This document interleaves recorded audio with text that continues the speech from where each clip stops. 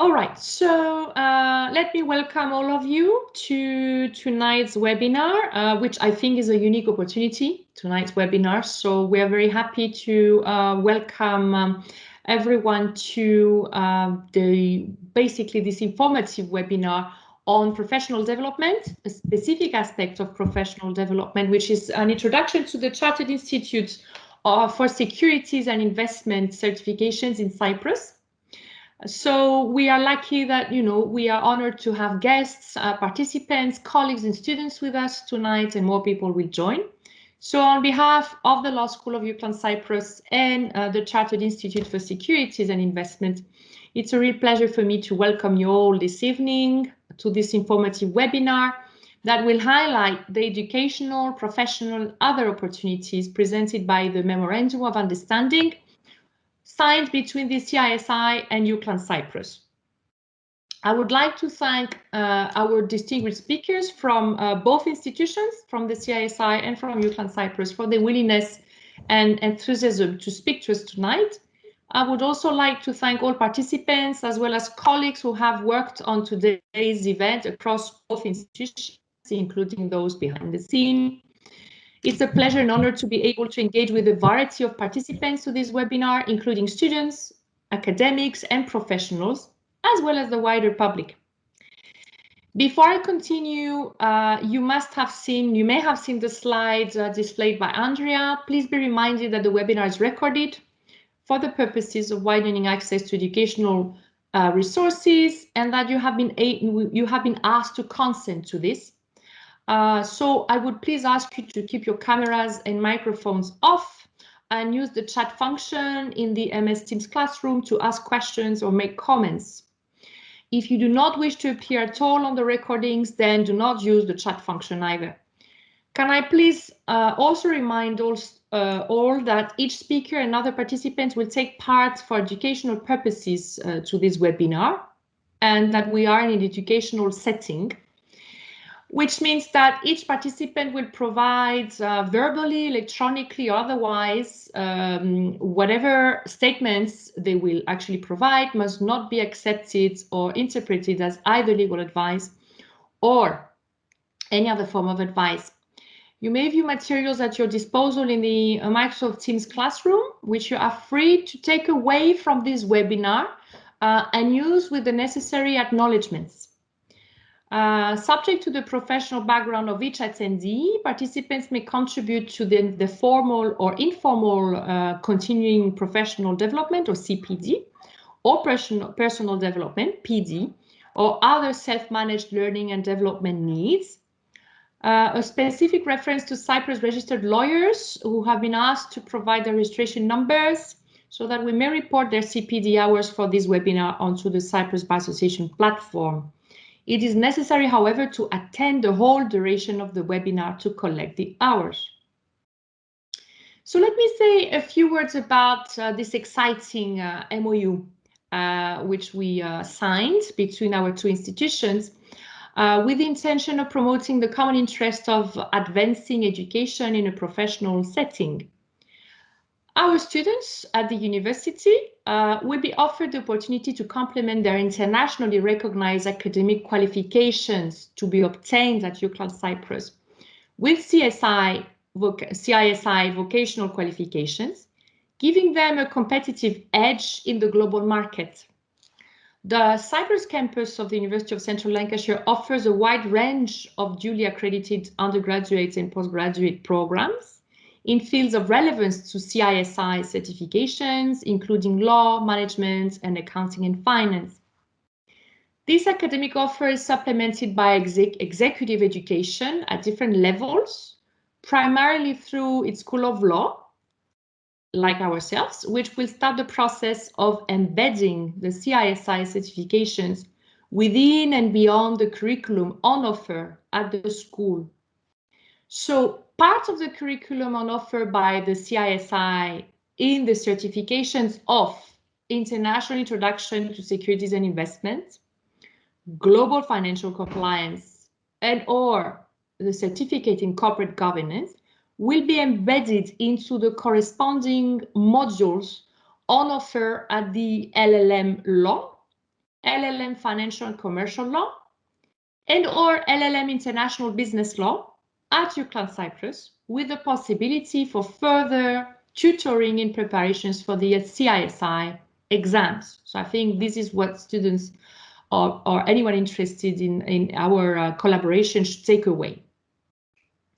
The CISI is, of course, a well-known professional body of choice for financial services practitioners within the securities and investment industry, having a range of globally recognized qualifications and providing specialist knowledge, as well as developing skills and expertise.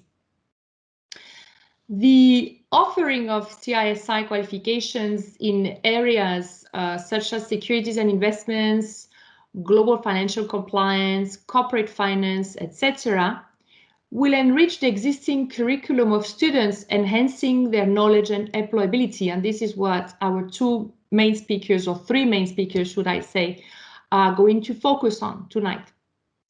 Access to CISI certifications and CPDs given to members of the CISI, including faculty and students from partner universities like ourselves, enrolled onto CISI certifications is tremendous. I think we have witnessed it ourselves, and will enable any member of the CISI to enjoy a wide range of development materials and learning resources of much value for early to middle career professionals and beyond.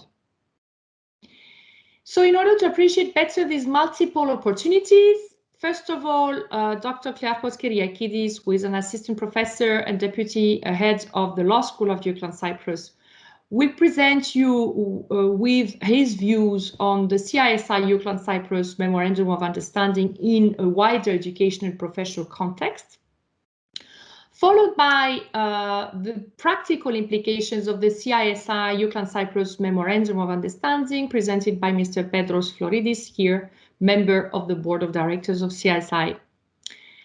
A presentation of the CISI learning resources will follow by Ms. Karolina Pajor, as well as a Q&A session. So I thank all three of you for being with us tonight. And I look forward to listening to a very interesting discussion. Of course, anyone wanting to query anything while the speakers are talking, please just use the chat. Thank you very much. So Klearchos, I will unshare my screen, and the floor is yours. Thank you very much for that introduction. Can I just double check that you can all see and hear me? That's excellent. Well, first of all, I want to express my thanks to everyone at the CISI and the University of Central Lancashire's Cyprus campus for all of their hard work behind the scenes in terms of preparing this Memorandum of Understanding, and indeed in terms of preparing today's webinar. I played no part in the organisation of the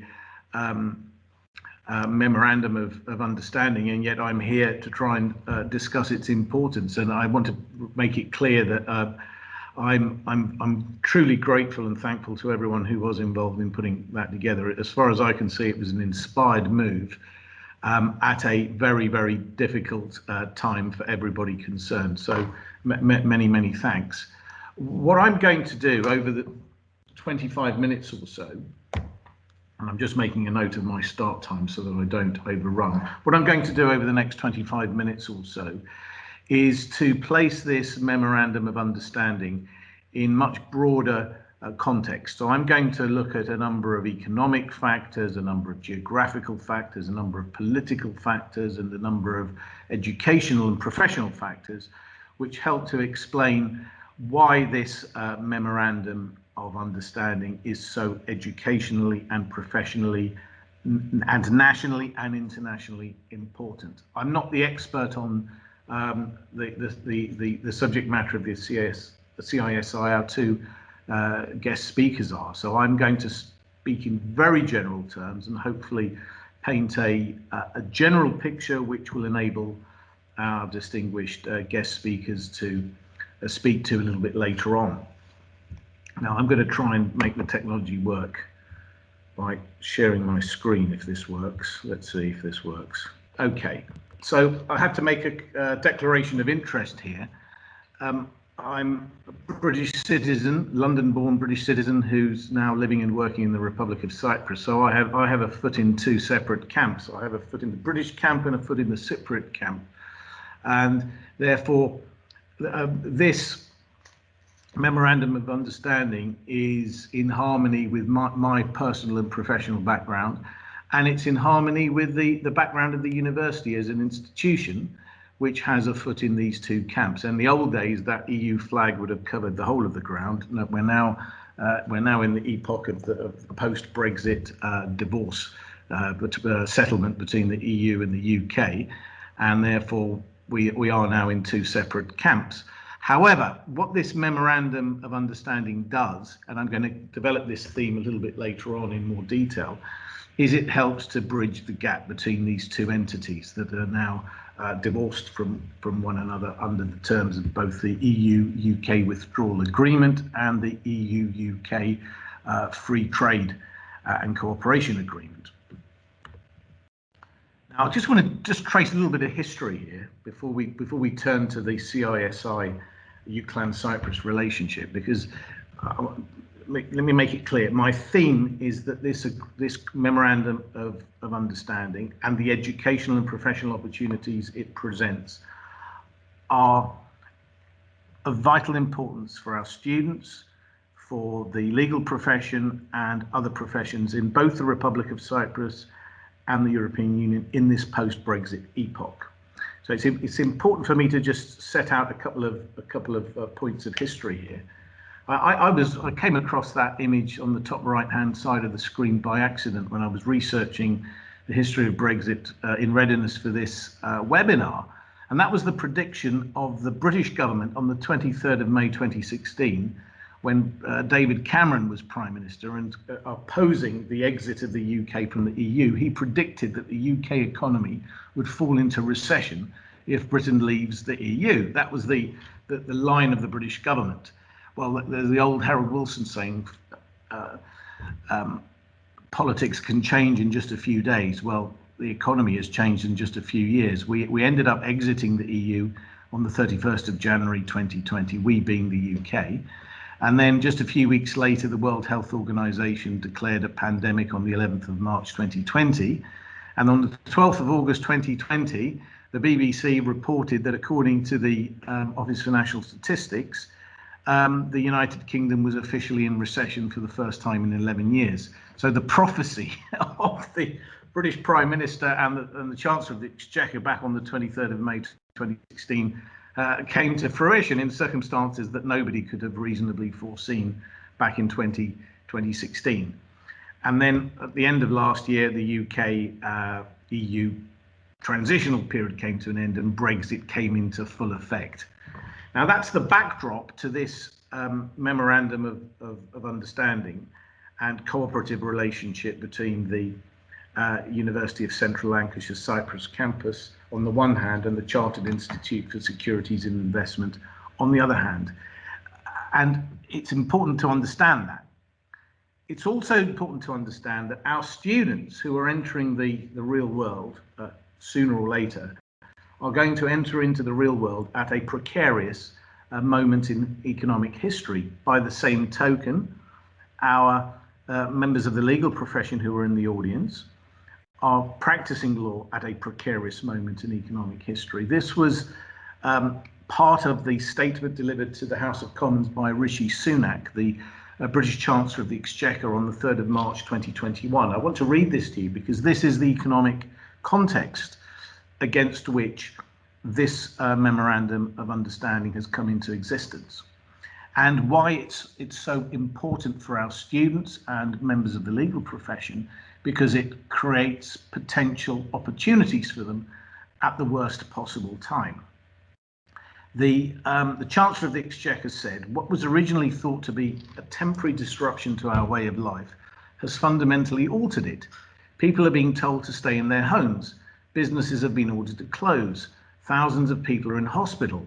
He's talking here about the United Kingdom, of course, and he's speaking on the 3rd of March 2021. But much of what he's saying here in a different, with different numbers would be applicable to the Republic of Cyprus, I would suggest. He adds, with this so-called furlough scheme, no doubt in mind, we have announced over £280 billion worth of support, protecting jobs, keeping businesses afloat, helping families get by. Despite this unprecedented response, the damage that coronavirus has done to our economy has been acute. Well, some critics might say that it's the response to the coronavirus pandemic that's caused the trouble rather than the pandemic itself, but that's a matter for debate for another day. The key point is, since March 2020 in the United Kingdom, over 700,000 people have lost their jobs.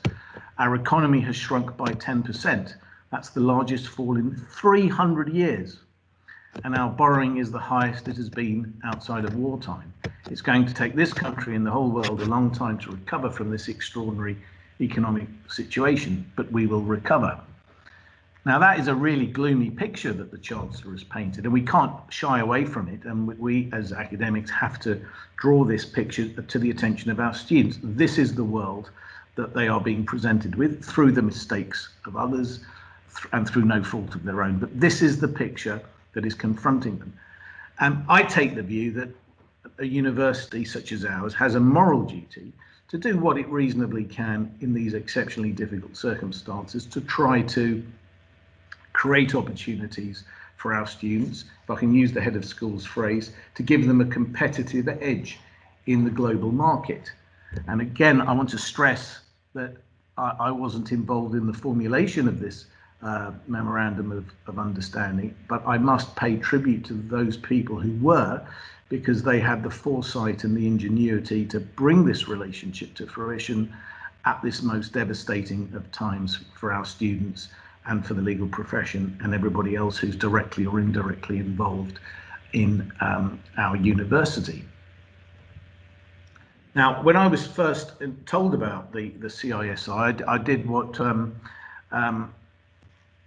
most professional people would do. I did some due diligence.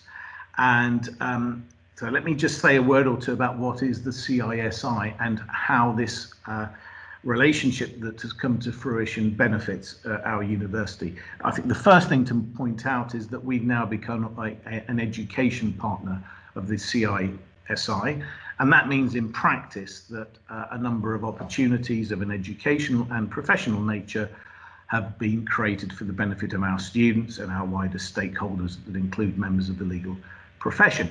And I'll give you some examples of how this relationship may be taken advantage of for professional reasons from a distance, from somebody sitting in a law firm, and also by means of a closer relationship.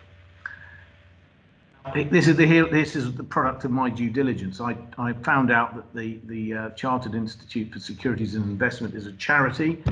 It's registered, as I understand it, the Charities Commission, and its charitable objective is to promote for the public benefit the advancement of knowledge in the field of securities and investment. It has a number of other related duties, including purposes including to promote and develop ethical standards for practitioners in the field of securities and investment, to act as an authoritative body for the purpose of consultation and research in matters of education or public interest concerning investment in securities. And there's a reference to the website for more details. The charity is devoted to education and training. And who does the charity help? I rather like this. It helps the general public and mankind in general. So the university has entered into a cooperative relationship with a charitable institution that is devoted to education and training in the field of securities and investments, but it also has a very strong ethical mindset, which is of huge importance for reasons I'm going to touch on in a moment or two. So that is a word or two on the organisation that we've ended up cooperating with. Who are we? Well, the University of Central Lancashire's Cyprus campus is located in the Larnaca district of the Republic of Cyprus. It's now in its 9th year of operation, having opened in 2012. It's the first branch campus of the University of Central Lancashire, that's in the northwest of England, and at the same time it's a fully licensed university in Cyprus, and it's accredited by regulators, educational regulators in both the UK and the Republic of Cyprus. And we operate under the academic umbrella of our parent university in the UK. And Brexit puts us in the unique position of operating as a bridge between the UK on the one hand and the European Union on the other. So this is, in a sense, a cooperative relationship that was waiting to happen, and now it's happened in this dreadful economic and public health climate that we now find ourselves in. And therefore, this new relationship that's come into existence is a ray of sunshine amid the doom and gloom that we've all been experiencing over the past 12 months or so. Let me now say a few words about the CISI Euclan Cyprus Memorandum of Understanding in wider context. And what you have on the image there is a can you all see me and hear me? Can I just double check? Can you all hear and see me? Yes, we have hear you. Go on. Thank you. Just wanted to double check. Thank you. Right. Well, many people in the UK, and I have to say I was sympathetic to Brexit, although I ended up abstaining in the referendum vote. Many people in the UK are actually oblivious to the Council of Europe. In spite of Brexit, in spite of the exit of the UK from the European Union, the United Kingdom remains a fully fledged member of the Council of Europe. The Council of Europe is not the European Union. The Council of Europe is the body that was established straight after or shortly after the end of the Second World War to promote democracy, human rights and the rule of law across the continent of Europe.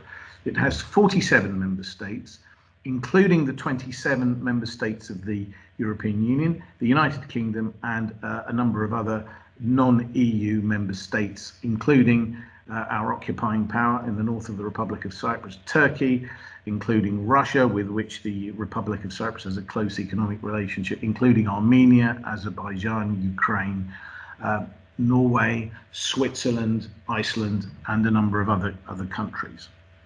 Now, why is that important to this relationship that we've built up with the CISI? Oh, my screen is frozen. There it is.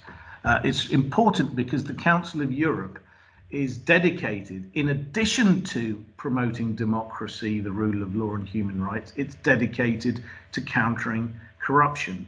And within the Council of Europe, there is an organization called Greco. It has nothing to do with being Greek. It's the acronym for the Group of States Against Corruption. And unfortunately, the Republic of Cyprus has acquired a reputation for being tainted with a bit of corruption here and there, if I can use a bit of British understatement. We all know, I'm not going to go into the reasons, but we all know why there is this reputational problem in the Republic of Cyprus with corruption. A number of former politicians have been found guilty of bribery and corruption related offences. A number of people from within the private sector or the business sector have been found guilty of bribery and corruption related offences. And we have this ongoing scandal that we're all familiar with regarding the investment scheme that has created this impression that the Republic of Cyprus is tainted with corruption. So the way I see it is that there is a problem with the perception of the Republic of Cyprus. There clearly is a problem in reality with corruption in certain parts of the private sector and, alas, in certain parts of the public sector. And this relationship gives the university an opportunity to help the Republic of Cyprus overcome this seemingly systemic problem that is affecting parts of the public and private sectors. Now, why might I've got a bit of evidence to back this up. Let's have a look. I'm grateful here to the Financial Mirror for summarising this. In 2018, the Group of States Against Corruption issued a report in which they named and shamed the countries in the countries in the Council of Europe that had not implemented or partially implemented recommendations issued by the Group of States Against Corruption. And top of the list, in other words, the country with the very worst record was Turkey, our occupying power in the north of the Republic of Cyprus, followed by Bosnia and Herzegovina, Greece, one of our three so-called guarantor powers, then Belgium, and a number of other countries, including Cyprus. Cyprus is in the naughty top 10. So we have a problem. We clearly have a problem. And as you can see from that list of countries, the problem is one that tends to be associated, although it's not solely associated, with Southeast Europe and the Greater Middle East. And the Republic of Cyprus forms part of Southeast Europe. Indeed, it's the southeast tip of Europe, and it forms part of the Greater Middle East alongside Turkey. So there is clearly a problem. And if you think that the situation in the United Kingdom is a million times better, think again. As part of my research for this webinar, I was very impressed to find out, A, how much emphasis the CISI gives to ethics and integrity, and I'll explain why in a moment or two. But what it also does is produce surveys which shine a spotlight onto things that need to be highlighted. And here is a great example. On the 13th of January 2021, the CISI published an article written by Laura Benson, to whom I express my thanks. And this article reported that only 20% of those working in the UK financial services profession are confident that their firms are committed to ethical finance policies and ESG, which I understand are environmental, social and governance principles, when it comes to their lending, investing, wealth management and fund management activities. And that's according to the new survey conducted by the CISI. I mean, that's a shocking statistic. That's a shocking statistic. Only 20% of those working in the UK financial services profession are confident that their firms are committed to ethical financial policies and ESG principles. It may be shocking, but it's a reflection of the problem that is afflicting the whole of the Council of Europe, where there is a lack of emphasis to ethics and integrity, or a perception of a lack of emphasis on ethics and integrity among the workforce at the grassroots. Now, they may be wrong in having this perception, and one must always treat opinion polls and surveys of this nature with a grain of salt. But that statistic that has been given is really rather disconcerting. I'll just show you the final statistics there. This was a report conducted in the late 2020. Of the 563 respondents, 20% said they were confident that things were going well, 10% they were neutral, but 70% declared that they were not confident. And that really is a cause for concern. And that brings me neatly to our relationship, our new relationship with the CISI. We both share a dedication to ethics and integrity, professionalism and other related concepts. The image on the top there, which if I'm correct, shows Socrates, who was the founder of ancient Greek philosophy. He was the teacher of Plato. Plato ended up teaching Aristotle. Aristotle wrote the great book on ethics. The point I'm making here is that the CISI has been at the forefront of promoting ethics and integrity in the financial services industry. And we in the Republic of Cyprus, through the School of Law at UCLan Cyprus, have been trying to do our bit as well. And there is an image there from the ethics day that we organised in late 2019. Now, there's a little quotation here from the CISI website, and it says that in relation to integrity and ethics, the CISI believe that integrity is a key component of professionalism, which it defines as the effective combination of knowledge, skills and behaviour. And in each of these areas, the CISI has developed products and services where the highest standards of integrity are embedded and regularly tested. And if you go onto the, you don't even have to be a member. If you go onto the CISI website or onto its YouTube channel, you will find a wealth of resources and materials which will help you to gain a sense as to what it means to be ethical, how to resolve an ethical dilemma, how to deal with any ethical or professional problem that may arise. Now, clearly, the experts from the CISI go into more detail on that. I'll just paint that broad picture here.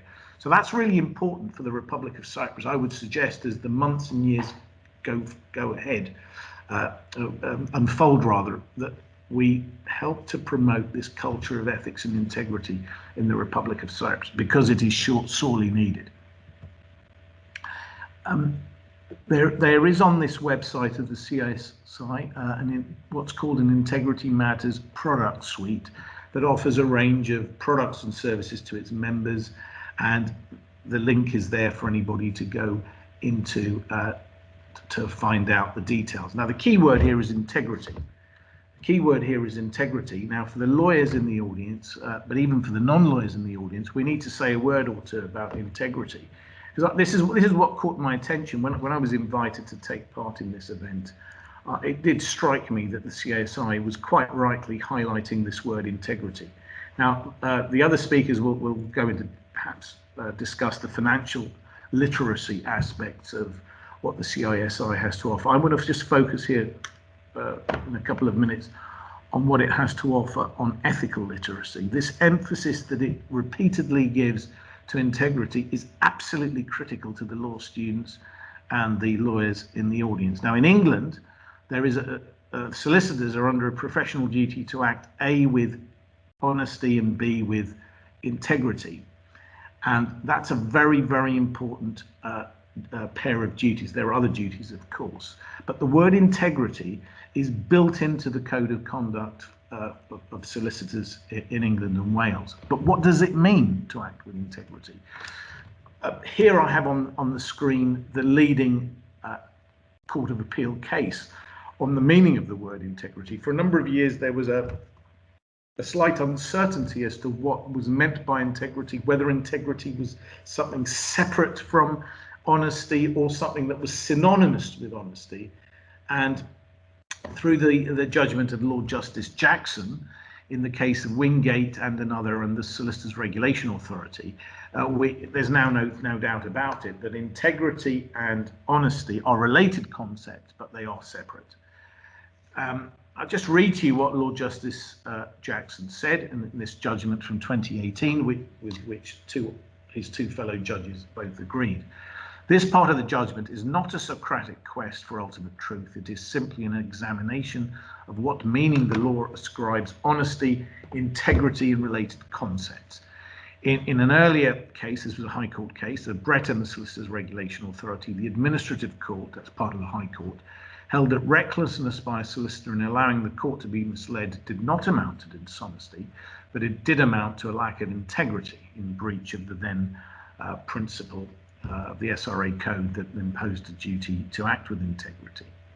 Integrity, and this is the key point. What do we mean by integrity? When the CISI gives all this emphasis to integrity, what does it mean?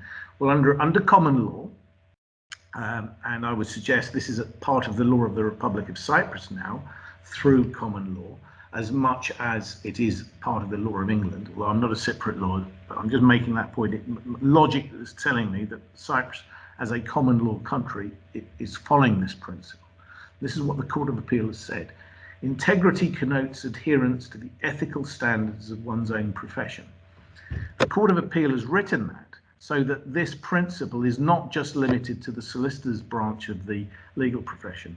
That principle can in principle apply across the board to other professions. So let me just repeat that.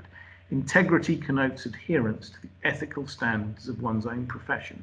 That involves more than mere honesty. And in the next paragraph that I've quoted from there, the court said, the duty to act with integrity applies not only to what professional persons say, but also to what they do.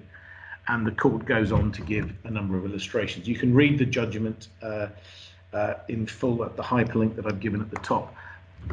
I'm showing you this in order to explain to you that the CISI's emphasis on integrity is coherent and consistent with the case law of England and Wales, and by extension it's consistent with what ought to happen in the Republic of Cyprus, in the sense that everybody, especially everybody in a profession, should act with integrity. Our SRA Code of Conduct, as updated in 2019, has reflected that distinction by imposing a duty to act within honesty and a separate duty to act with integrity. So there's now no doubt about it as far as case law is concerned.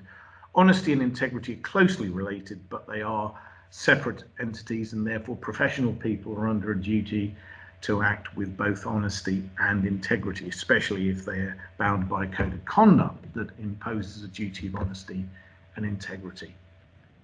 Now, in the Republic of Cyprus, I've just noticed that the code of conduct binding on advocates, lawyers in other words, does not expressly impose a duty to act with integrity. So I'm not a Cypriot lawyer, but I'm going to ask the question here: does the advocates law need to be amended in order to reflect the evolution of case law?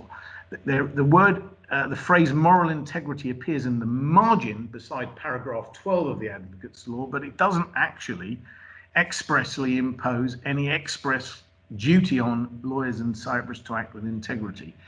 Now, I'm not going to say anything more on that, but other than to make the point that perhaps there is a need for law reform in the Republic, so that the Code of Conduct does now impose an express duty to act with integrity, in addition to the existing express duty to act with honesty. I'm reaching the end of my time, so let me just whiz through in 2 minutes a couple of other very important things. The CISI relationship with UCLan Cyprus reflects the post-Brexit educational status of our university as a bridge connecting the EUK in Northwest Europe with the Republic of Cyprus in Southeast Europe. It also helps to enable the post-Brexit UK to remain connected to the EU via this new relationship that has been formed. A few days ago, you may have noticed the United Kingdom government published its integrated review of security, defence, development and foreign policy. And not surprisingly, that gave great emphasis to the status of the UK as a, quote, European nation that will enjoy constructive and productive relationships with our neighbours in the European Union. Without expressing support or criticism for the integrated review, this new relationship between the CISI and UCLan Cyprus is very much in harmony with the policy that is now espoused by the UK government through the integrated review. Lastly, but by no means least, we have the Commonwealth, which is an organisation that tends to be overlooked in the Republic of Cyprus. The Republic of Cyprus, as a former member of the British Empire, is part of the Commonwealth, alongside 52 or so other territories and sovereign states. And this memorandum of understanding between the CISI and UCLan Cyprus, it reflects the post-Brexit geopolitical status of the Republic as one of only 2 sovereign states to belong to both the Commonwealth and the EU. The other is Malta. The UK used to belong to both the Commonwealth and the EU. With Brexit, it's now left the EU. So only Malta and the Republic of Cyprus belong to both the EU and the Commonwealth, and that gives the Republic, alongside Malta, a unique selling point. The Memorandum of Understanding, I'm speaking in the English language, it reflects the emphasis that we give to the English language at UCLan Cyprus, and it reflects the prevalence of the English language in the Republic of Cyprus, which is widely spoken. And lastly, it reflects the impact of common law and equity upon the Republic of Cyprus.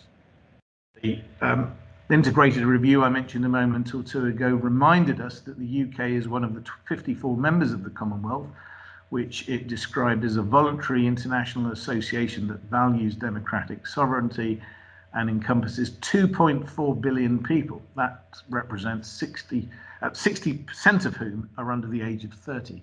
So the Commonwealth, which the Republic is part of, yet many people in the Republic don't know exists, is an organization which is populated by 2.5 billion people. And that presents opportunities that I would suggest our law students and lawyers in the audience should be thinking about grasping. To sum up, and this is my conclusion, the CISI UCLAN Cyprus Memorandum of Understanding reflects the shared dedication of both institutions to promoting education, ethics, commercial awareness, and continuing professional development. Yet it also reflects the emphasis given by both institutions to facilitating career development options, networking opportunities, and business relations across frontiers via the UK, the European Union, the Commonwealth, and beyond. And on that note, I'm going to bring my presentation to a close. Thank you for listening. Thank you, Kyriakides. This was extremely helpful to be put into a much broader picture, but clearly a very professional picture, which is our actually shared understanding of ethics and integrity. So this is a very, very interesting thing to reflect on and do research on, as you just shown. And it's a very good transition to Petros as well. So Petros, the floor is yours now. Thank you. Excellent. Well, thank you so much for that great presentation. I've taken copious notes and I will be looking at the actual recording as well to take some more, I think. I want to begin by really a heartfelt thanks to UCLAN. I think we connected first about 2 years ago, and it's been a very interesting 2 years since that first meeting and a broad discussion in terms of how we can actually collaborate. And Klearchos used the word partnering. And I think that is the key word here. We are now entering a partnership with this memorandum of understanding. And even the United Nations SDGs number 17 has partnering in there, because it's so important now for organizations like UCLAN, like the CISI, to actually reach out and find other people who want to do the same thing, have the same vision, have the same mission and passion to raise standards, including integrity, not only technical standards. So a big thank you to UCLAN. Thank you for entering in this memorandum of understanding. Now, I made the contact, I think, 2 years ago, but I didn't do any of the work getting to the point now of having a document signed. So I want to thank everyone in UCLAN for doing that, but I also want to especially mention Karolina Pajor, who's the Senior International Manager, and also Mariella Stavridis, who's the Chair of the Education Committee for the CISI National Advisory Council in Cyprus. So they're the two people that did all the work on the side of the CISI, and I extend my thanks also to the people in UCLAN. So thank you very much for that. My name, Petros Florides. I'm a member of the board of the CISI, and it's my honor and privilege to represent the CISI from that perspective. So let's just have a quick overview. Now, I don't think I can do as good a job as Klearchos just did introducing the CISI, and the due diligence was great. So I'll give it a go and have a look at this institute from a different angle. So here are some of the key highlights or the key information about the institute. You'll see that it evolved from the London Stock Exchange. In 1992 is when we were formed, and that's really an important point that I want to emphasize, because the City of London is one of the premier financial centres of the world, and there is a energy and a dynamism in the City of London that is unrivaled anywhere else. Now, our founders were practitioners in the industry, so despite all the other qualifications that they may have had from academia or elsewhere, they still felt there was a need to have an institute specializing in securities and investments and other forms of financial services that we'll look at shortly. So I want to emphasize that, and this really means that we here in Cyprus, we do have that connection with the City of London and that dynamism through the CISI and through the National Advisory Council of the CISI, and now with UCLAN as well in partnership. So I want to emphasize that. Now, that dynamism infuses that 170 staff that we have at the CSI. Not all of that staff, a handful are in our international offices that I'll come to, but the 170 staff are really the unsung heroes of the whole thing. And I want to extend my thanks as a member of the board to all of our staff, because they are absolutely committed to delivering the best service that they can to the members of the CISI, and being based in the City of London. Now, our offices are, I think, maybe the second or third floor of that strange shaped building, the walkie-talkie building. We're actually in the heart of the City of London. So our staff feed from that dynamism of the industry, and they serve us in the same way in terms of being entrepreneurial and being open to innovation. And I can speak personally, my personal testimony is that 12 years ago, when I co-founded the National Advisory Council here in Cyprus, I basically was a member of the CISI, and I connected with the CISI and said to them, Cyprus can benefit from the CISI being here in an official capacity, rather than having one or two members dispersed. We really need the CISI's presence to help us build our, at that time, growing embryonic, it's developed ahead of steam, and it's quite a substantial industry now. But 12 years ago, it wasn't, the level it is now.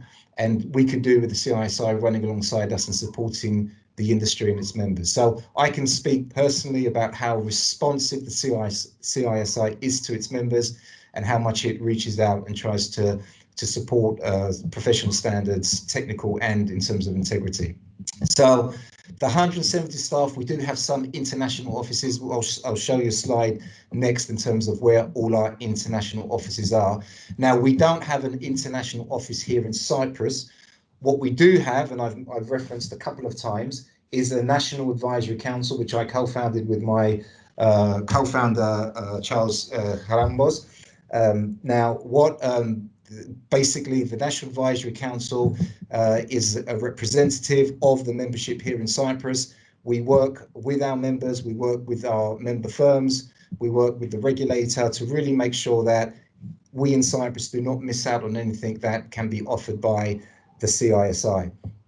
So that's what we have in terms of a representation. Now, we do also have a legal registration, which we are in the process now of turning into a charity, for exactly the same reasons that Klearchos articulated very well in terms of why a charity exists. And the CISI being a charity does mean that all of its income is reinvested back into the organization, the institute itself, for the benefit of members and the greater wider public. And Kyriakides did mention what our charitable objectives are, but I'll just repeat them because they are so important to us. It's the promotion and advancement and dissemination of knowledge in the field of securities and investments for the public benefit. Also to develop high ethical standards, and also be an authoritative body for consultation and research. Now, on that third one, again, one of the practical implications of our partnering is to actually, I've got a lot of ideas in terms of research, which I do not have the capacity to deliver. So I'm an ideas guy, but I don't have the ability to actually develop these ideas into something that bring it to fruition. So I am really looking forward to working with UCLan, with their academic background and their expertise in research, to say, let's do some of this research together and distribute it, circulate it for the public benefit. Now, our membership is 45,000 individual members. We do have some corporate members. Karolina can give us some more details if anyone is interested, but we do have 45,000 members across the globe. I think something like 25% of that are actually international members. I think there are something like 1,000 members across Europe, of course, including Cyprus, which is something in the region of 250 or maybe 300 members. So we do have a significant presence here in Cyprus. And of those 45,000, approximately 20,000 are students. Now, we did have at one point in time, and we're going to reclaim this title in the near future, hopefully with concerted effort, we had the most per capita exams for the CISI anywhere in the world, including the UK, so per capita. So that's something that we can be proud of in Cyprus in terms of embracing the CISI and what it has to offer in terms of qualifications. Now, qualifications, there are 40,000 exams each year across the globe. So it's a very well-established, respected professional institute. If you are working in the City of London or any other financial centre within Europe, the CISI is or should be seen as your go-to professional institute. Now, that's not to take anything away from any other professional institute or any other seat of learning, any other academic establishment. We are all here to supplement each other and find our niche and provide benefit to the public at large. Going back to our evolution from the London Stock Exchange, the CISI serves a specific purpose for specific industry and really does drill down to provide what is needed by professionals working in the securities and investments industry. So 40,000 exams a year, I think, speaks for itself in terms of answering a market need. Now, some of that or a lot of that money that is surplus at the end of the year, because we are a well-run charity and we do pride ourselves on our stewardship as trustees, as a trustee member of the board, we take our stewardship responsibilities, our fiduciary duties very seriously, and we make sure that we try to reinvest as much as we can back into the institute, including the publication. So 10,000 publications. As academics, as people who enjoy studying and learning, we're lifelong learners. There's a lot for us to keep reading, keep learning, keep digesting. There's no shortage of that. Now, we achieved our chartered status as a professional body in 2009. And in 2010, we had our coat of arms awarded. If it was another presentation, I actually walk through the coat of arms and explain exactly what everything on the coat of arms denotes. But all I'll do at this point is that you'll see that there is a ship on our coat of arms, and that signifies our international nature, the way we like to transgress or transverse the globe, spreading what we have in terms of our three charitable objectives. So being an international professional institute is not an afterthought, it's not an accident. It's actually something that was designed from the beginning and is reflected in our insignia. So that's a quick overview. Now, I have an affection for the City of London. That's where I studied and got my degree in accountancy. So for me, the City of London is a special place, and I'm really delighted that we've got access to the City of London and what it can offer here in Cyprus through the National Advisory Council and its members, and now also in partnership with UCLAN.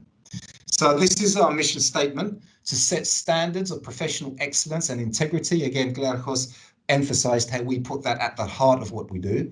For the securities, investment, wealth and financial planning professionals, providing qualifications and promoting the highest level of competence to our members, individuals and firms. So again, I want to just emphasize how yes, integrity absolutely essential, but we're looking at securities, investment, wealth and financial planning. These are areas of specialization, and these are probably areas that you will not get sufficient access to and scrutinization of other than through the CISI. I'm sure there are many other educational establishments that cover these areas, but not to the extent that we do. So I just want to emphasize that the financial services industry is not homogeneous. It's a very innovative industry. There's lots of parts to it. And if you find yourselves working in the financial services industry, you need to actually be able to drill down. So we actually drill the skill, if you like. This is an expression I like to use. We drill the skill in terms of saying, how do we get down to the brass tacks? Now, one of the things I want to emphasize is that a huge aspect of the CISI is focusing on employability. And Klearchos, again, very well made the point that you graduates or people who are already in work, it's a very difficult environment now to be able to actually practice whatever we've learned. And we need to make sure that we stay ahead of the curve in terms of employability and actually having those practical skills. Now, the exams themselves are pulled together by practitioners.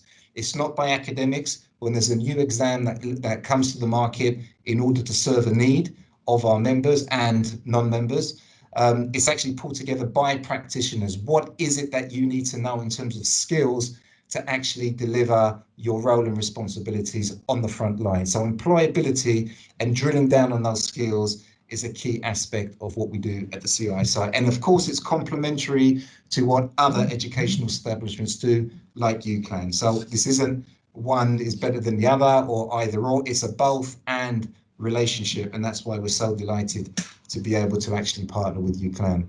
So what is professionalism? Professionalism is at the heart of what we do. This is the outcome that we're hoping to achieve. People who are professionals working in the securities and investment industry within financial services, which, let's face it, hasn't got the best reputation. There's been many corporate collapses, many incidences where things have gone wrong and they have to have bailouts and all the rest of it. So we need to keep fighting the good fight in terms of promoting professionalism. How do we at the CISI understand professionalism? It's a combination of knowledge, skills, and behavior. So knowledge is that theoretical knowledge that we need just to back everything up. Skills is how you actually implement that knowledge in the workplace. Again, enhancing your employability, giving you that cutting edge that Klearchos so rightly emphasized. Now, this schema is not designed this way by chance. It's actually intended to be behavior is the bedrock on which your knowledge and skills rests. So underneath your knowledge and skills needs to be the right kind of behavior. And again, going back to the emphasis that we have on ethics and integrity, because someone can be very dangerous if they have just knowledge and skills. Without that proper behavior rooted in integrity and ethics, then those knowledge and skills become destructive to society. And we're here as a charity for the public benefit. So this is our schema, our understanding, and I emphasize how behavior is the bedrock that knowledge and skills sits on. So here's our international representation. You can see that we have offices across the globe. The only place from this slide anyway that we haven't seemed to have penetrated or have a permanent office is North America, although we do have relationships with the regulators in the US, but we don't have a permanent office in that continent. But you can see that we are truly an international organization, and we're very proud of that international footprint. And we have local representatives who are able to respond to that local context and help us as an institute understand what the needs are of the local constituents. Again, we don't have an international representation in Cyprus. What we do have is a very active National Advisory Council, which I'm hoping Karolina, when she takes the microphone, can confirm that we keep headquarters very busy in a good way, because we're constantly asking questions and asking for speakers and ideas that we can actually develop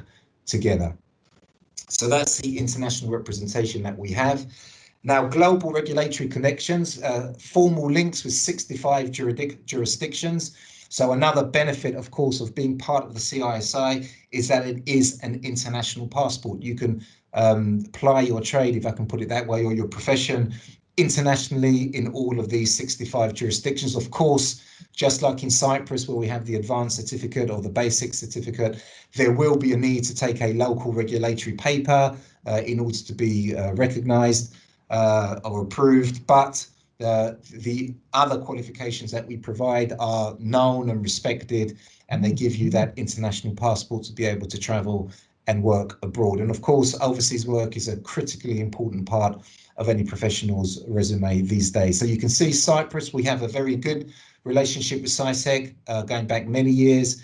We've been their partners in various activities, promotions, and we're constantly working with them. I hope that they consider us to be their thought partner and first port of call, partner of choice when it comes to improving standards through things other than just pure regulation.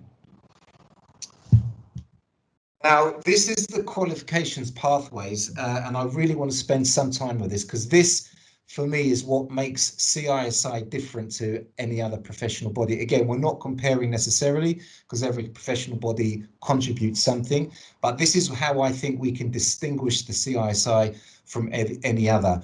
As we looked at before, the financial services industry is extremely complex. There are different parts of it, different specializations. And what we can see here are 6 pathways where you can either be in the wealth retail sector, the financial planning sector, in compliance and risk, in operations, capital markets, corporate finance, and at the end we have also Islamic finance, which is a huge growing area of the financial industry, not just in Sharia countries, but across the globe. So someone entering the financial services industry could find themselves in any part of this, maybe by design, maybe through just opportunity comes its way. What you can see here is a range of qualifications that addresses where you are at that point in your career. So you can actually grow your career, grow your knowledge and competence with the CISI as your career grows. So you can see the foundation qualifications, which are the fundamentals and the foundations, and these are really for school leavers, so giving them that good base understanding of financial services, the financial industry, and how the economy works before perhaps they go to do their degree.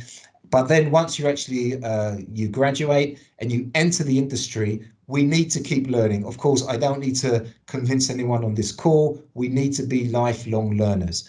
And as you grow in your career and as your career takes different turns, you will need to be supplementing your practical experience with that theoretical base. So as a professional institute, we never move away from theory, but what we do is supplement theory with skills. But as you gain experience in the workplace and your skills capacity increases, you also need to be circling back to make sure that your knowledge grows also with it. So you're in balance, you have both your knowledge and your skills. And these are the range of qualifications. Now, the great thing is, as you walk this pathway, as your career develops, evolves, and maybe takes some surprising turns, you may think that you're going to start in compliance and risk and end up in wealth and retail, or the other way around. You don't know how your career evolves. You don't know what opportunities come your way. The beauty of the CISI is that it gives you a qualification at every level that you need within each one of these pathways.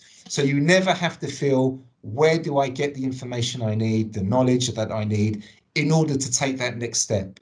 Now, this is something that differentiates us, because at every level you have that qualification, you can build your competence, you can demonstrate that to your stakeholders, whether it's your employers, whether it's other organizations you're a member with, whether it's for yourself.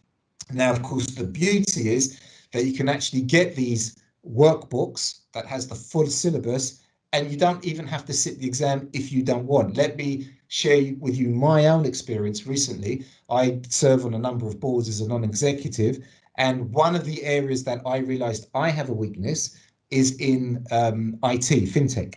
So what I pledged for myself, this was part of my annual development plan for 2021, was actually plugging that gap in IT and fintech. So I went back to this the resource bank that we have at the CISI and obtained managing cybersecurity and IT in investment operations for my own personal study.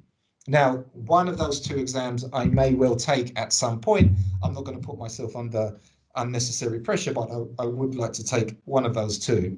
But in the meantime, what they're serving as is a reference document, is a way for me just to be developing my own knowledge and confidence in those subject matters as a non-executive director. So this is available to all of our members. And I want to really emphasize this again, at every level, whatever pathway you choose, either intentionally or just opportunities open up, there is somewhere for you to go to actually get that knowledge that you need. And we need to be those lifelong learners and educating and re-educating ourselves constantly.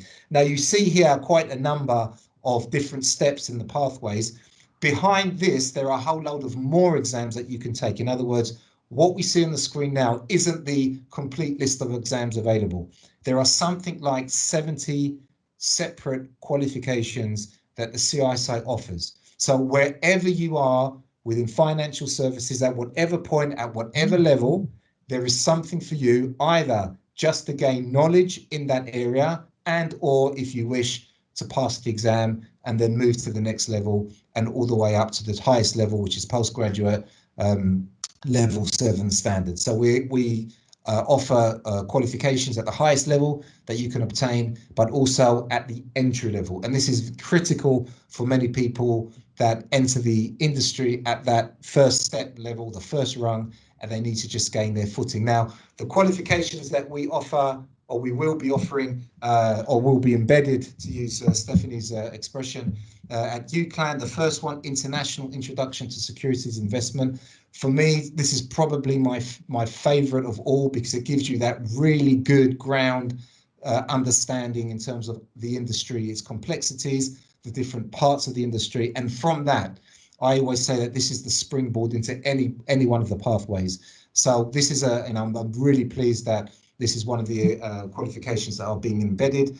The other one, global financial compliance, I don't need to tell lawyers how important that is. And this is something that you're probably well ahead of the curve, definitely ahead of me in terms of being able to implement. But you can see how global financial compliance is another passport qualification, just like all the other two that we have embedded as well. So global financial compliance, and the third one, a certificate in corporate finance. So Karolina can maybe go into these a bit more if anyone's interested in the Q&A session. So a very important aspect of being a member of a professional institute, again, I know I don't have to tell most people on this call, you're members of the Bar Association, you're doing your CPD right now as we speak. We need to keep up, stay sharp, keep our knowledge current, fresh. We have to sometimes unlearn and then relearn, which is, of course, the hardest thing to do for adults. But this is something that the CISI really does support its members. And I have to say, probably the biggest benefit of being a member of the CISI is the absolute wealth of resources that you have to keep your knowledge and skills up to date and current. It's incredible. So if you remember, there was something like 10,000 publications. But if you're a member of the CISI, you have access to what we call My CSI. And basically, so much is now available online. Pre-COVID, I know in the era of COVID, most things are now available online. But even before COVID, the CISI invested a lot of resource into ensuring that anything that is done, at least in the City of London, let's say, all the breakfast meetings, lunch meetings, evening sessions and trainings and development, they were recorded so we could see. So we're not missing out on anything. Going back to that finger on the pulse, that energy, that dynamism that is in the City of London, we have access to it through being members of the CISI. So there is just more than you can actually get through in any one sitting anyway. So there's lots of recorded CPDs. We have the review, which comes out, I think it's every other month, which is great articles, very informative. CISI TV, as I mentioned. And I want to just focus now, again, Karolina can give us some more depth, and she can walk us through the actual website, and you can see for yourselves how much there is there available. One of the things I really want to emphasize is what we call professional refresher. And these are modules that last something like up to 2 hours or so. And right now we have 180 e-learning modules available. And these are on the plethora of subjects. I mean, it's just incredible, the resource. And I'm using for myself, for my own development in areas that I'm weak. So not going to the workbook of the exams for IT in financial operations or cybersecurity, but something lighter than that. I am using the professional refreshers for my own personal development. And recently, for example, neuroscience, blockchain, ESG investing, portfolio stress testing. But there are over 180 of these professional refresher modules. So again, if you find yourself uncomfortable in certain circumstances because things are being referenced, you don't quite understand, how does it apply, what does it mean, all these things. Financial services is very innovative, always new things are coming out. This is your place to go. You can spend 2 hours reading through these professional refreshers. If you want to take the multiple choice test at the end just to demonstrate and log your CPD, you're encouraged to do so, but you can also just use it for your own personal learning at your own pace. So I want to really promote the professional refresher resource. Be professional. We all want to be professionals. Being a member of a professional body really means that you are with other like-minded people. We hold each other accountable for high standards. You feel as if you're with other people that understand you and your concerns, and you can actually work together. And if you have a particular interest, specialization, there are professional forums and interest groups where you can meet other people with the same interest that you have, and you can really expand the horizons in terms of what other members and the wider industry and for the public benefit need to be conscious of and aware. So I think that takes me to the end of my session. So thank you so much for the opportunity to present, and I hope that was insightful for you, and we'll be open to questions. Thank you. Thank you so much. I think you gave, very interesting overview, and actually quite a lot of details on how a professional can actually benefit from the CISI platform and learning resources.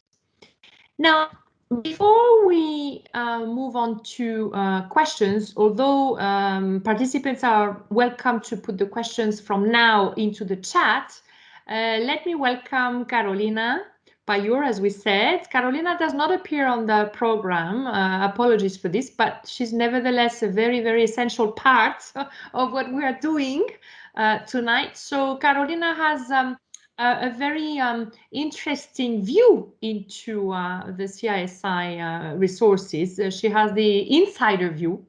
So Karolina, we would like to listen to you, and the floor is yours. Thank you so much. Hi, thank you so much for having me. As Stephanie mentioned, my name is Karolina Pajor. I'm a senior international manager, and I've got the great pleasure of looking after our initiatives in Europe. Cyprus is obviously one of the markets, and as Petros mentioned, one of the most vibrant markets with a very active National Advisory Council. So as you know, due to the current situation, I am here stuck in London, but I can still manage different international projects, and we have been very active in Cyprus thanks to the volunteers who have been making fantastic connections. So this is how I got to collaborate with UCLan. So it is a great pleasure to be here today and to tell you a little bit more about our offering.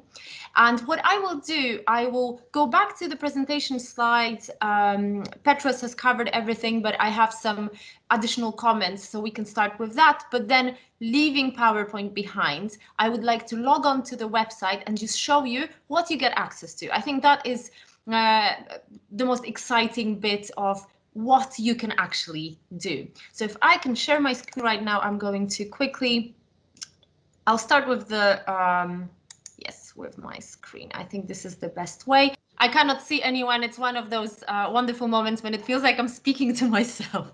So excellent. Just to add to what Petros said, to finish off with just a couple of comments, we do collaborate with global companies. So as you can see, we work with lots of global investment banks. We also have a relationship with leading smaller firms, boutique investment houses, corporate finance houses, outsourcing operations, financial planning organizations. So here are some household names that I'm sure you are familiar with. And I'm very lucky because, to give you an example of, let's say, Citi or JP Morgan or UBS, HSBC, those global organizations have offices all over the world. So and they look to offer the similar standard to all of their offices, to all of their staff globally. So our qualifications and CPD content definitely comes in handy. And what is good, I really like the comparison of CISI qualifications to a passport. Once you have those qualifications, you can actually move within companies, you can go to different jurisdictions. There will be additional local regulatory exams normally, because you need to be familiar with the local regulation and taxation, but it is very much an international passport to be able to develop your career.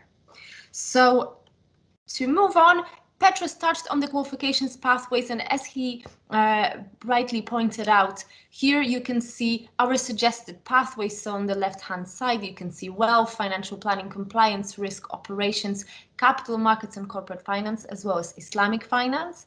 Those are the suggested pathways. There's a lot of flexibility.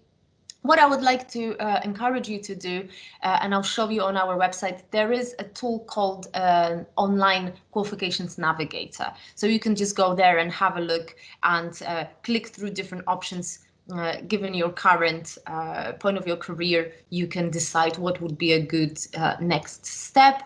but it is a very broad spectrum, and as you can see, different pathways, different exams. And the great news is that UCLan will be offering a foundation qualification. So if you have a look on the left-hand side, you've got the foundation level 3. There is the International Introduction to Investment. So that's the qualification that will be offered. And as you can see, it is the entry ticket to a party, we could call it. So you can pick any pathway that will give you the fantastic base. So moving on, the first qualification that I mentioned, International Introduction to Securities and Investment. This is the foundation qualification that covers an introduction. You will learn more about the economic environment, financial assets and markets, equities, bonds, derivatives, investment funds, regulation and ethics, which has been mentioned by both Petros and Klearchos, a very important subject, as well as other financial products. So once you get this knowledge through the International Introduction to Securities and Investment, you can move on to some higher level qualifications within the pathways of your interest. Some other qualifications that will be available: Global Financial Compliance. So here you have an exam paper that will take you through the international regulatory environment, the compliance function, as well as managing the risk of financial crime, ethics, integrity, and fairness. As you can see, it's like a recurring theme, as well as governance, risk management, and compliance. The third program that will be available is the Certificate in Corporate Finance. And here you will have 2 exams. So if we go back to that slide that showed you all of the different pathways, some tiles stand for 1 exam, but some programs like Certificate in Corporate Finance, 1 tile actually stands for 2 exams that you need to pass in order to complete that qualification. So Certificate in Corporate Finance will give you the option to learn about regulation, which is the first unit. And we cover the regulatory environment, the FCA conduct of business, source book, corporate governance, and business ethics. So again, integrity and ethics is a very important component. We've got takeovers and mergers, prospectuses, equity capital markets. The second unit of this qualification is Technical Foundations. Here you will learn more about quantitative methods for corporate finance, financial statements analysis, capital structure, introduction to business valuations, as well as corporate transactions and corporate finance documentation. So this program covers a broad range of topics. So before I log on and show you what is available, there is a lot that you will receive from the CISI, and you will be in a very, very lucky position where you will be given additional training by UCLan through the programs where the CISI qualifications will be embedded in the syllabus. So here, if you look at the slide, I mentioned the UCLan classes for additional training, or face-to-face or online, depending on the type of delivery. But what you get is, to take you through the materials, you get access to a CISI workbook. So it will be similar for all of the qualifications. Regardless of the pathway, you will get a CISI workbook in ebook and printable PDF format. Then another component is Revision Express. So what we mean by Revision Express, which I'm going to show you when I log on to the platform. Revision Express is the CISI's e-learning platform, where you will see all of the chapters of the workbook nicely mirrored in the e-learning. So there you'll be able to read chapter summaries. There are some additional animations, videos, recordings. So depending on your learning style, if you prefer to watch, you can watch videos. If you prefer to listen, you can listen, but also there'll be additional reading. And what is extremely important to all exam candidates, you will have some mock exam questions. So I'll show you what Revision Express looks like. And Petros mentioned professional refreshers. What we mean by that, apart from the exam package, you will get access to 12 months of student membership. So when you sign up for a CISI exam, you become a student member automatically. And we feel that our candidates do not always maximize that access. So I'm very excited to show you the platform and what you get access to, because I'm adamant that apart from the exam topics, you will be able to find some topics of interest, and I will even go as far as say that you can read for fun. You can learn more about some of the hottest topics such as fintech, ESG, lots of content on green finance. So I'll be happy to show you that. So stay sharp. We mentioned CPD, so that's the component that we will share with you. And I think going forward, this is what the platform offers. So in a moment, I will log into my CISI, but you will also see that you can access those different materials on different devices. We have an app that will be launched in the coming months. So that's definitely a very important development for us. And as you can see, we've got different elements there. So the professional refreshers, the e-learning modules, but there's also the review, the magazine. We've got CISI TV, and we have a picture of an event. As you can imagine, because of the current situation, we had to move all of our events to our online platform, but there is a very wide variety of CPD options for you to choose from. So let me stop sharing the presentation and let me quickly see. Can you please confirm if you can see the website now? Yes, Karolina, we can. Fantastic. So just to quickly show you, the website uses so I'm not entirely sure what it is called in technology, but because you are based in Cyprus, you will have a slightly different view. It will be targeted to your region. But what I can see, and I just wanted to show you, you've got Petros here. This is our National Advisory Council. So as you can see, it's the local CISI committee, our fantastic active committee members. So Charles, the president, but we've got Petros, as well as others. We've got Mariela, who is with us today. So these are our representatives in Cyprus who are there to help you, and they are the community that you can join. As Petros mentioned, we've got, I think at the moment it's 250 members, and we are hoping to grow that network. So definitely a very good support group for professionals in your country. So let me just come out of the National Advisory Council page. So when you go to the CISI website, and also if there are any questions or if there's anything you would like to ask about, feel free to stop me so I can stop and show you what you would like to know more about.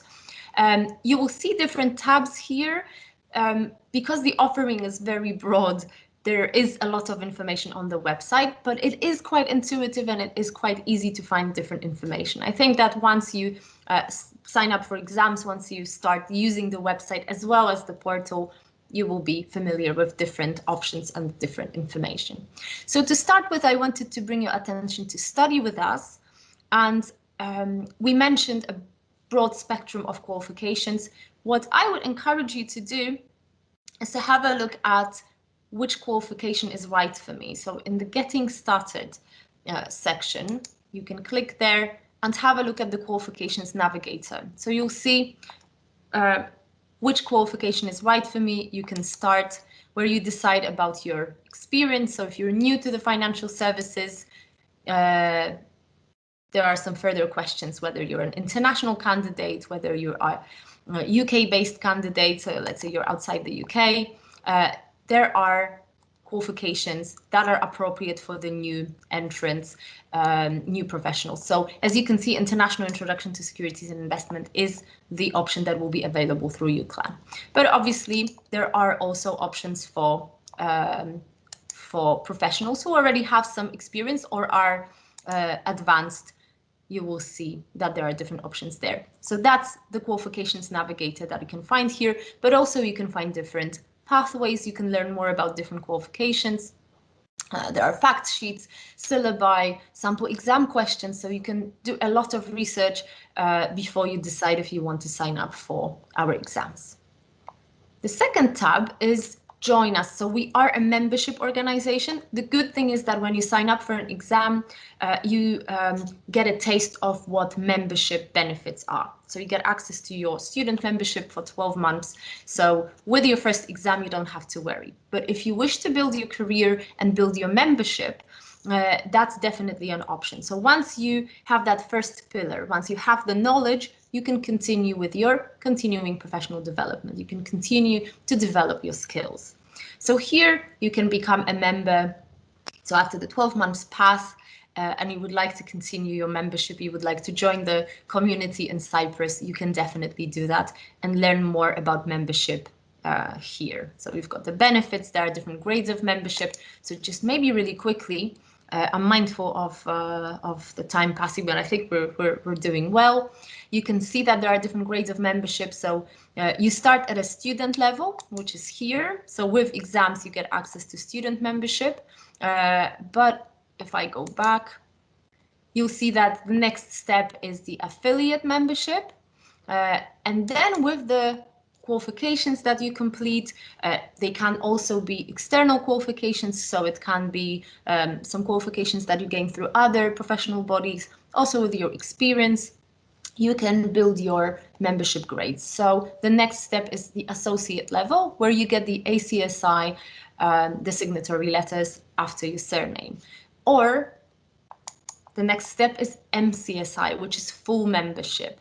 And then the idea is to work towards your individual charter, so becoming a chartered member. So in the financial services, those designatory letters also give everyone an indication of what qualifications you hold and what is your level of seniority. So that is our membership. Here you can learn more about different CPD options. In a moment, I'm going to show you what benefits there are. Something that I want to encourage you to do, at the moment, I mentioned that we don't hold any physical events, but all of our events are now virtual and they are actually open to non-members. So let's hope my internet connection does not let me down. All of these events that you found here in the virtual events section, all you need to do is create an account. So you need to put in your email address and create a password, and you can take part in our webcasts. So if you are interested in a live webcast and there is a subject that you find to be quite exciting, you can join one of our online events. So you will see that there are some technical topics, but there are also events for young professionals. We've got the Young Professionals Network, where there is a lot of emphasis on networking, on building soft skills. So it is not only technical regulatory topics. I think it's a very nice range of subjects. I think here the 1st of April proves what I'm saying. There is an actual webcast on mindfulness. So take a look. So I think that it is worth looking at the virtual events. There is the integrity and ethics section, so you can learn more. And as you could see, looking at the individual syllabi of the programs that will be available, will be embedded in UCLan syllabi, you'll be able to see that integrity and ethics is covered in every syllabus. So there will be some integrity and ethics questions, usually integrity and ethics and regulation. There will be some questions on that subject that form part of every exam.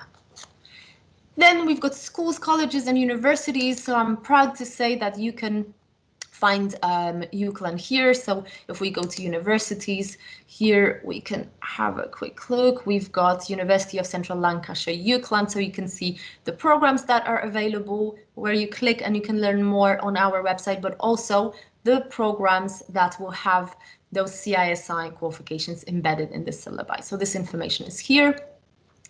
And then there are some jobs postings about us, so if you want to do more due diligence, even though Klearchos has done a very thorough job, you can learn more about us here. The press releases tell you a lot about our projects all over the world. And then we will move on to my CISI. Before I log in, I just quickly wanted to show you, if you are interested in, let's say, the price list of all of the qualifications, you can scroll all the way down and the price list can be found here. If you ever check the pricing, you are based outside the UK, so you will be looking at the international exam prices. So it's important to have a look at the second tab, and you will see that you've got the first sitting and resit pricing. I wanted to have a look at this because for our international candidates, you are offered a package. So the package will include what I mentioned earlier. You'll get access to a workbook, you will get access to Revision Express, which is our e-learning, as well as student membership, first sitting of the exam as well. So it is a very nice package, and this is where you can find this information on our website. So in order not to have any technical difficulties, I logged into my CISI portal before. So if you see, we can still see all of the tabs on the right-hand side, my CISI. That is the gateway to all of the CPD resources. Quick sip of water. So here you will see that the portal has lots of different options. To begin with, I would say that you can start, excuse me, with your account details, account activity, communication preferences. This is quite an interesting one because you can choose what emails you want to receive. So as a student member, once you get access, you can receive emails about lots of events, professional fora, activities. So as you can see, I'm very eager, interested in all of the topics. So maybe training courses, conferences. I mean, obviously I keep myself up to date by default, but lots of different options here where you can update your preferences, and this way you can customize which emails you want to receive. So that's the My Account area. Then another very important one is My Study. So you will see that the e-learning for the program that you sign up for will be here. So this is Revision Express. Then you will have, so yes, this is I can see lots of different tiles because I've got access to multiple exams. But for example, if you sign up for the International Introduction to Securities and Investment, which is here, you'll see this particular tile. Let me quickly go back so that I can show you.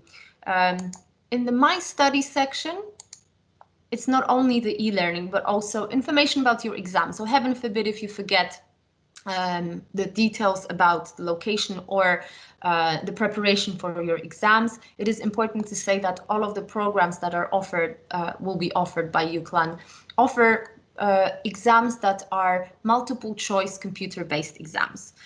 So there's lots of flexibility. You can take that exam at any point in time, and you can take those exams either at a test center or you can take that exam at home via remote invigilation. So all of this information will be found here. And also after your exam, you will get an electronic certificate. So you take that computer-based exam, you get instant results after you finish, but then your certificate will be generated. I think it's within 72 hours. It should appear here. So my CISI really is the hub for all things CISI. So you can see this. Now, you're studying for an exam. So I quickly showed you Revision Express. The good news is that once you sign up for one program, our programs are designed in a really similar way. So once you develop your learning strategies and you get used to how the workbook is constructed, it's very practical. There are lots of case studies, lots of different questions built in the chapters. Once you take that first exam, then it will be a very similar setup for other exams too. So going back to the International Introduction to Securities and Investment, this is the tile that you're going to see if that's the exam that you sign up for. And just to quickly show you, you'll notice that there are 9 chapters. So these are the chapters that are covered in the workbook. They are reflected in the e-learning here. And just to quickly show you, let's take the financial services sector, you will see some additional notes. You'll see some additional examples, additional videos. So if you prefer to watch to learn, there are some additional statistics, glossary items, explanations, case study questions where even whilst you are going through the e-learning, you can already practice and have a feel of what the exam questions are like, how they are phrased, and to go all the way down. So fintech, so there's another video, there are animations, and end of chapter. And as you can see, this is very important. You've got the chapter test. So each summary will have some chapter test questions. And that is repeated for every chapter. There are additional questions, and then you can take a module test that covers all of the content in the e-learning, and the exam standards test, which is the mock exam. So you can actually time your exam before you take it at a test center or at home. So this is Revision Express. This is what we mean by the e-learning platform. So going back to the My CISI portal, I will save the best for last. So before I tell you more about some other e-learning modules, I quickly wanted to show you, I mentioned virtual events. You can sign up and take part in live webcasts in case you can't do it or your schedule does not allow it. All of those live webcasts are recorded and can be watched on demand on CISI TV. So you can click here on the left-hand side. CISI TV has a huge range of videos on different topics, again, from soft skills to technical topics, and you can search for different topics. If you're studying for an exam and let's say you want to learn more about bonds, let's have a quick look.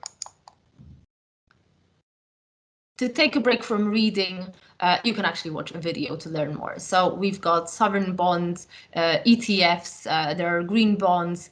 So you can pick a video that will tell you more about it, or if you're simply interested in it. So CISI TV is a really good option.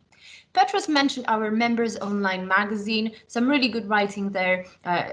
You can read different articles. Some of them are unlocked for non-members, so if you'd like to have a look, you can click through. But here again, you've got some latest news, and you can again do some research. If you'd rather read an article about something, let's take you can also research different topics in the CISI news. I'm sorry, the internet is a little bit slow, but as you can see, you can talk about, you can learn about offshore funds or target date funds or lots and lots of different other types. So going back to my CISI, let's click here. I've mentioned CISI TV. My events, if you book your virtual events, they can be found here. We had a look at the members online magazine, and I mentioned that I'm saving the best for last, the professional refresher. So if you click on the professional refresher section here, let's hope it opens. It usually takes a bit of time. I've come prepared, so I've opened this section here. Petros mentioned over 180 modules. I think that at the moment, because it's part of the platform that we're constantly building, there are over 200 different topics. And again, a very broad range where you can learn about soft skills, project management, mindfulness, time management, or regulation, technical modules, fintech, ESG, so lots of different topics. So you'll see, I'm not lying, I'm actually actively using the platform. You can see some of the modules that I've taken or I'm in the process of taking. So let's say anti-money laundering, you will see that these e-learning modules are designed in a similar way to our Revision Express, so the e-learning that is attached to the exam. But they focus on just one topic, and they last between, I think that the shortest one is 30 minutes and the longest ones are usually 120 minutes. So this is the estimated time that you spend. And if you click on it, the look and feel is very similar. You will see that you're getting CPD time for that, and you have some different sections and a module test. So let me show you. Here we've got 30 minutes and 30 questions. What is fantastic about it is that you've got lots of different topics. So just to show you, let's say cybercrime, you can complete that module and you can download a certificate. I actually pre-downloaded one for GDPR, a very juicy juicy topic. Let me quickly have a look. You can see that once you complete that module, you can download a certificate, which I think is a very useful way of creating a portfolio of different topics that you learn about. So in case you are looking for new career opportunities, you can create that portfolio and then share it with your potential new employer, just to show what topics you're interested in, what you have covered. So that gives you, apart from the exam that you're taking, this is a softer touch. You can learn about those individual topics. But also, these topics will cover some of the syllabus of the exams that you signed up for. So if, let's say, International Introduction to Securities and Investment is the exam that you signed up for, just like I showed you in CISI TV, you can look for different topics here. So let's take bonds. Again, there's a really good module called Bonds Essentials that is absolutely fantastic. If you are reading that chapter and you feel like you need to learn a little bit more, you can access this topic here. But if you're interested in ESG, if green finance is something that you would like to learn more about, you've got the green bonds and asset-backed securities module here. So lots of different options. You can also filter out, if we go back, filter out only the ones that cover ethics. So again, a lot on integrity and ethics. And that is the professional refresher section. So I'm conscious of the time, so just really quickly, I wanted to show you one more very important feature.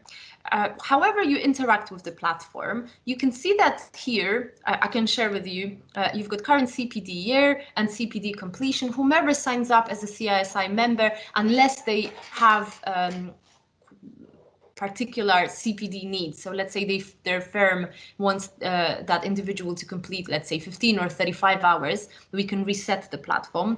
All individuals who join as CISI members are by default asked to complete 10 hours of CPD, and some of it needs to cover ethics as well. So you can see that however you interact with the platform, it is captured.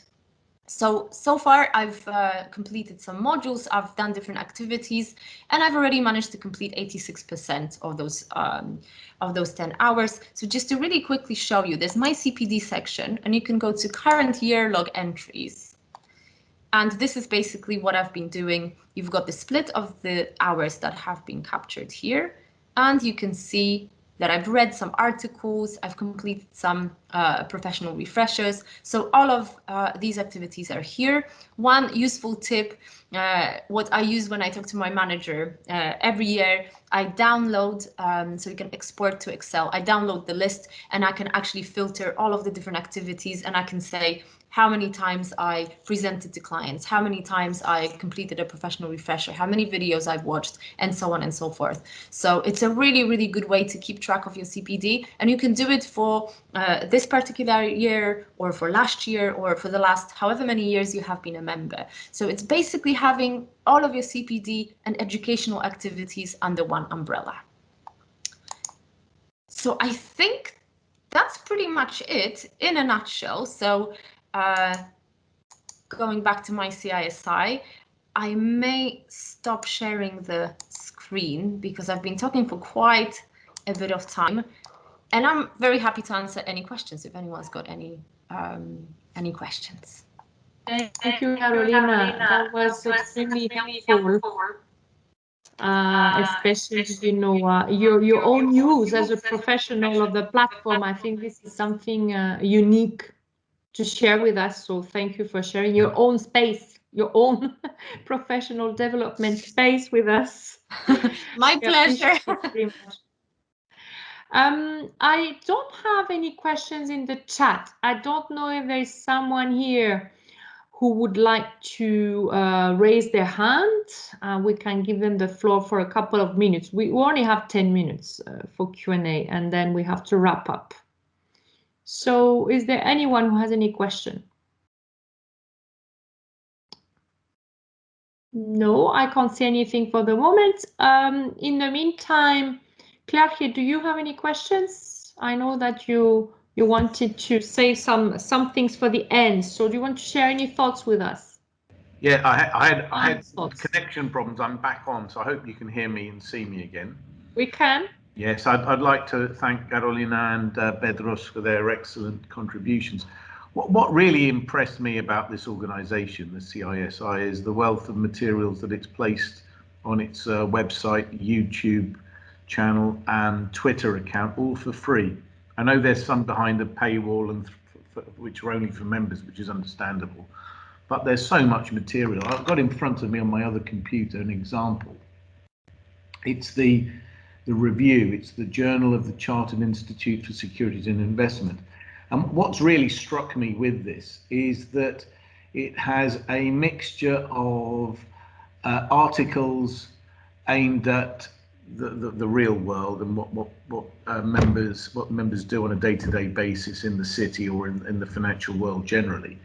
But then it also has things such as how to cope with pressure in the office, how to deal with difficult situations, how to improve your professional skills, how to how to become a leader, how to become an inspirational leader, to be more exact.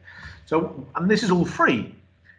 And we live in an epoch when all of us have to engage in personal professional development. I mean, I get into the habit of reading the Law Society Gazette every Friday, but I'm going to add this to my weekly reading. I tend to do my personal CPD on Fridays. I don't know why, but because the Law Society Gazette used to be posted to me on a Friday when I was in practice in England. Now it's online, so I've just got into the habit of doing these things on Friday, and I'm going to add this to my weekly round of reading, and I get some electronic newsletters on a Friday as well. So what I would just encourage everyone in the audience, the lawyers and the law students, is to develop the habit of undergoing personal professional development. That may involve attending free courses such as this. It may involve going to courses you have to pay for, but it also involves just self-managed learning, just doing something as basic as opening a website or receiving a weekly or monthly newsletter and then reading it. So the question I have to our two guests is there a weekly newsletter that's emailed to everybody to make it easier to click on just an email that arrives to get a digest? I mean, the Law Society does that for its members, and I find that quite helpful because it means I don't have to go into a website. I can just click on an email and have a list of articles, and I can click on the articles that interest me and reject the rest. So that's my question. Is there an email newsletter type facility that the CISI offers its members, or non-members for that matter? So the answer is yes. I showed you the section of my CISI where you can go and update your communication preferences. That's why it's important, because there's actual value in it. So you don't want to be bombarded with information, but if you do want to, you can get information about different topics. One email that is something that we introduced last year because of the pandemic. We sent out a bi-weekly email where there's an update on all of the virtual events, so all of the topics. So you can pick, have a look at what you would like to take part in. And as I've mentioned, it's good because if you cannot participate in the live webcast, then you can make a note and watch it on demand. So that's also captured in the platform, within the platform, and is added to your CPD log. So yes, there is lots of different emails. Another thing that I actually did not mention, because you kindly mentioned the review where you can access it, some of the articles. I think that articles that are 3 months old are open to the public, so absolutely worth having a look at that. But I work for the CISI and I keep myself updated through our LinkedIn page. I follow us on LinkedIn, where you will be prompted to have a look at different articles that are open. You will learn more about different opportunities, activities of the National Advisory Council in your region and other regions as well, if you're interested in our activities in the Middle East or Africa or other European countries. So definitely a really good way to stay up to date, as well as Twitter. I think we've got Facebook and Instagram account as well. So whatever platform you like, you can definitely stay up to date. But yes, there are newsletters. There is a lot of information, and you can tailor it in the My Account section. Thank you for that. We just live in an era. We live in an era of information overload, and it's very important for students and lawyers to have access to high quality information and analysis, and that's what's impressed me, I have to say. Sorry, Petros, I interrupted you. Forgive me.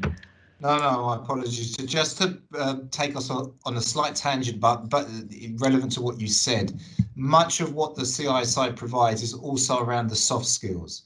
And as we all know, the soft skills are the hardest to acquire and master, and particularly professionals who are dealing with clients or other colleagues up the hierarchy or down the hierarchy. Developing those interpersonal skills is absolutely critical. And again, we're hoping that what the CISI does is enable professionals to be constantly developing those soft skills. So I think I saw on the slide I used, a recent addition is neuroscience. We have mindfulness, we have stress. There's many different things that wouldn't ordinarily or naturally be associated with, let's say, the Chartered Institute for Securities Investments. But we all know dealing with clients, dealing with staff, dealing with team members, dealing with the wider public as a charity, those soft skills are absolutely critical. And I encourage all the professionals on this call, do not neglect your soft skills, because the way in which you implement your knowledge and skills makes the difference in terms of your behavior. So it all goes back to that bedrock that everything else sits on. If your behavior is not right, which is the interpersonal nature of your work, then you won't be the professional you could be.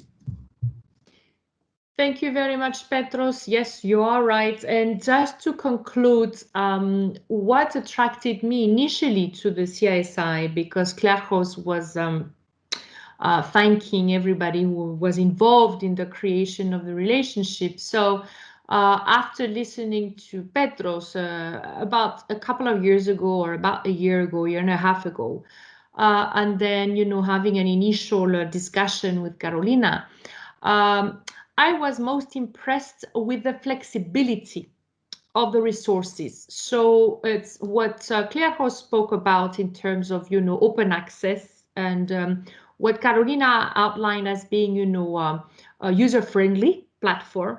But it's also what Petros just mentioned about, the breadth of the possibility of professional development. And having looked at various different organizations as head of school with which we could establish a relationship, I was most impressed with the flexibility and the encouragement, the support that the CISI gives to university partners like ourselves.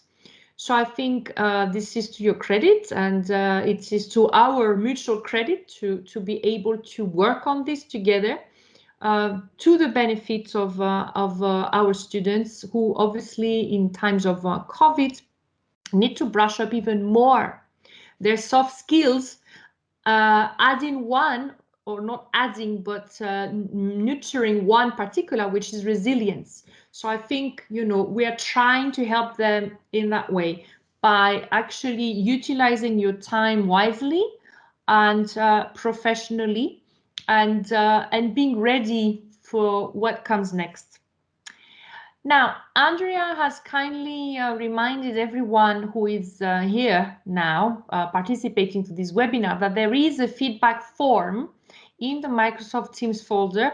Andrea has given you the link to the form.